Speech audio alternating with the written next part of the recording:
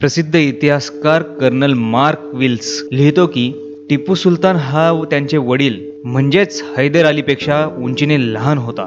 त्याच्या त्वचेचा रंग काळा होता, त्याचे डोळे मोठे होते, तो साध्या आणि वजनहीन कपडे घालायचा आणि त्याच्या हितचिंतकांनीही ते करावे अशी अपेक्षा तो ठेवायचा। तो अनेकदा घोड्यावर स्वार होताना दिसे। त्याने घोडेस्वारी ही एक उत्तम कला मानली आणि त्यात त्याने प्रभुत्व मिळवले। पालखीमधून बसून जाणे त्याला कधीच आवडले नाही। टिपू सुलतानच्या व्यक्तिमत्वाची झलक ब्रिटिश ग्रंथालयात ठेवलेल्या काही पुस्तकात आढळते। टिपू सुलतानच्या न्यायालयाचे खाते जे इंग्लिश इतिहासकाराला त्याच्या मृत्यूनंतर त्यांचे लेखक मोहम्मद कासिम यांनी दिले होते ते आजही पाहायला मिळते। टिपू मध्यम उंचीचा होता, त्याचे कपाळ रुंद होते, तो राखाडी डोळे, उंच नाक आणि पातळ कमरेचा होता। त्याच्या मिशा लहान होत्या आणि त्याची दाढी पूर्णपणे कापली गेली होती। टिपू सुलतानचे दुसरे नाव म्हणजेच त्याला म्हैसूरचा वाघ असेही म्हटले जाते। त्याने आपल्या राजवटीचे प्रतीक म्हणून एक वाघ दत्तक घेतला होता। इतिहासानुसार एकदा टिपू सुलतान त्याच्या फ्रेंच मित्रासोबत जंगलात शिकार करत होता, तेव्हा त्याच्या समोर एक वाघ आला आणि त्याची बंदूक चालली नाही आणि त्या वाघाने त्याच्यावर उडी मारली आणि बंदूक जमिनीवर पडली। न घाबरता त्याने तोफा गाठण्याचा प्रयत्न केला, उचलला आणि त्या वाघाला ठार मारले। तेव्हापासून त्याला म्हैसूरचा वाघ म्हटले जाऊ लागले। टिपू सुलतानला स्वतः नागरिक टिपू म्हणत असे। टिपू सिंहासनावर बसताच म्हैसूरला मुस्लिम राज्य घोषित करण्यात आले। टिपू सुलतानाचे पूर्ण नाव सुलतान फतेह अली खान साहिब असे होते। हे नाव त्याच्या वडिलांनी त्याला दिले। टिपू सुलतानना सम्राट बनून संपूर्ण देशावर राज्य करायचे होते, पण त्याची ती इच्छा पूर्ण झाली नाही। टिपू सुलतानने वयाच्या 18व्या वर्षी ब्रिटिशांविरुद्ध पहिले युद्ध जिंकले।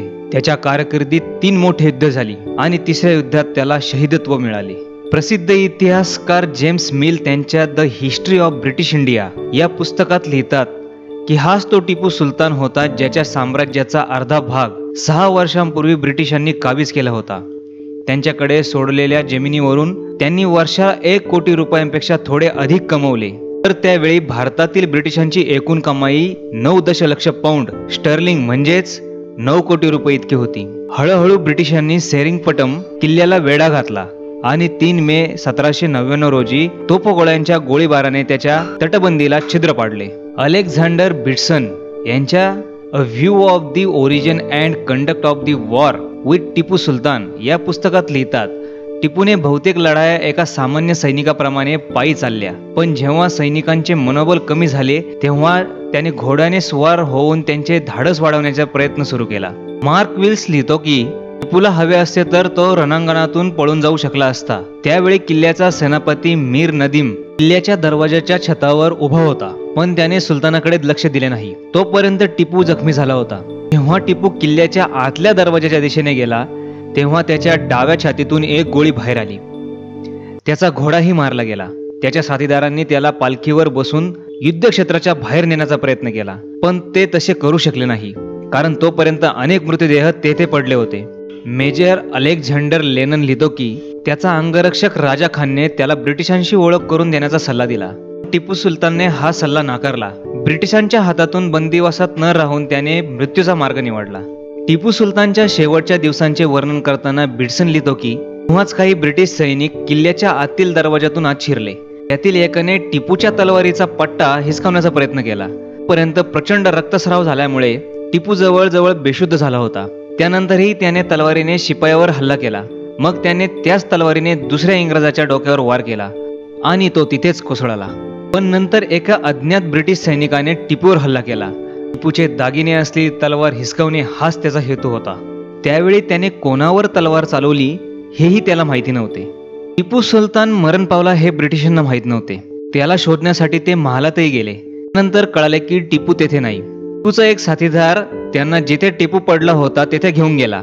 ते सर्वत्र मृतदेह तर काही जण जखमी अवस्थेत पडलेले दिसले। सुलतानची पालखी टॉर्चच्या प्रकाशात दिसली। टिपूचा अंगरक्षक राजा खान त्याच्या खाली जखमी अवस्थेत पडलेला होता।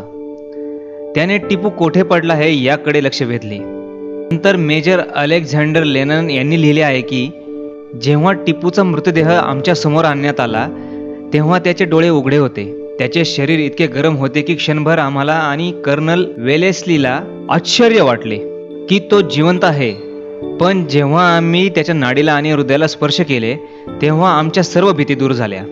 त्याच्या शरीरावर 4 जखमा होत्या, 3 अंगावर आणि 1 कपाळावर।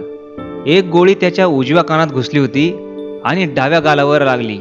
त्याने एक बारीक पांढरा तागाचा झगा घातला होता जो रेशमी कापडाने कमरेभोवती लावलेला होता. त्याच्या डोक्यावर शिरोभूषण नव्हते आणि तो लढाईच्या गडबडीत खाली पडलेला दिसला. शरीरावर एक हात वगळता कोणतेही अलंकार नव्हते. हातात चांदीचे ताबीज होते ज्यात अरबी आणि फारसी भाषांमध्ये लिहिले होते. जनरल बेअर्ड यांनी टिपू सुलतानचा मृतदेह त्याच्या पालखीत ठेवण्याचे आदेश दिले आणि टिपू सुलतान या जगात नसल्याची माहिती न्यायालयाला पाठवण्यात आली. त्याचा मृतदेह रात्रभर त्याच्या दरबारात ठेवण्यात आला होता. सुलतानला उर्दू पत्रकारितेचे जनक मानले जाते.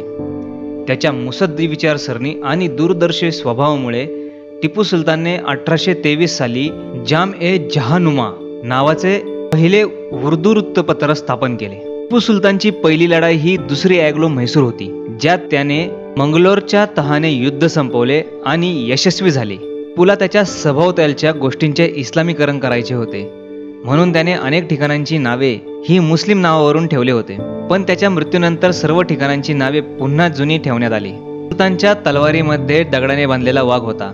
असे म्हटले जाते की टिपूच्या मृत्यूनंतरही तलवार त्याच्या मृतदेहाजवळ पडलेली आढळली. टिपू सुलतानच्या तलवारीचे वजन 7 किलो 400 ग्राम इतके होते. आजच्या काळात टिपूच्या तलवारीची किंमत ही तब्बल 21 कोटी रुपये आहे.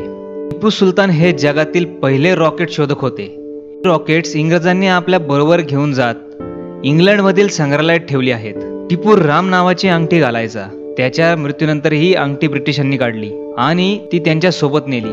असे म्हटले जाते की ही अंगठी त्याला हिंदू पत्नीने दिली होती. 12 मुलांपैकी टिपू सुलतानची फक्त 2 मुले ओळखली गेली आहेत तर 10 मुलांची माहिती अद्याप कोणाकडेही उपलब्ध नाही.